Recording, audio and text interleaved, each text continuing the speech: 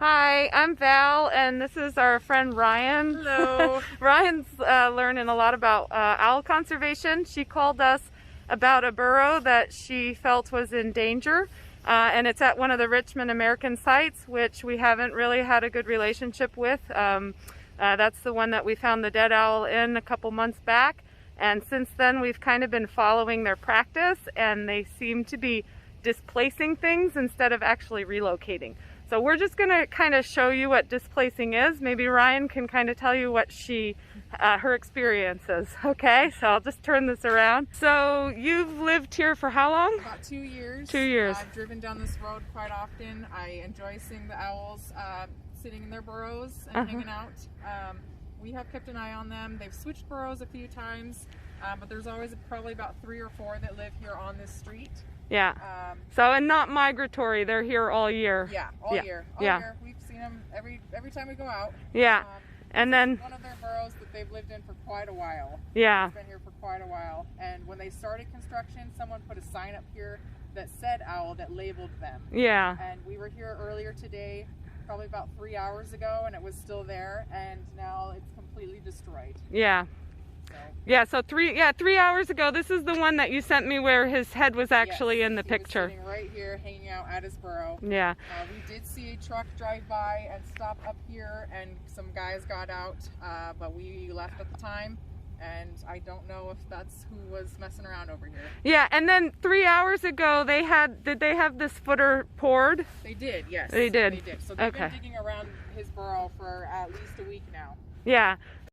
They're supposed to have a 100-foot radius to work around the burrows. So even though they knew this owl was here and it was staked, they continued to do the work over there. And then they did displace the owl, which, again, it doesn't look like they actually excavated the burrow, but it just shows like complete lack of care and concern. It is covered by feet tracks. It is covered by a foot. Yeah, by foot tracks. Because from what I understand, they're supposed to put one, if they're going to displace, first of all, the owl has to have somewhere to go.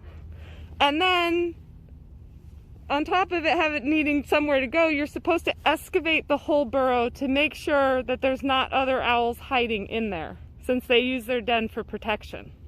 Yeah. No, he's right over there. Yeah. There's no hole now on this well. If you come over here, he's right on the well. Oh yeah, let's see. That seems like a favorite spot of theirs. Like, you can always identify where the owls like to hang out. So he's all puffed up and cold. Yeah. That's him. He doesn't have anywhere to go now. So, and then I don't, this is just going to be massive construction that's going to pour out in the next.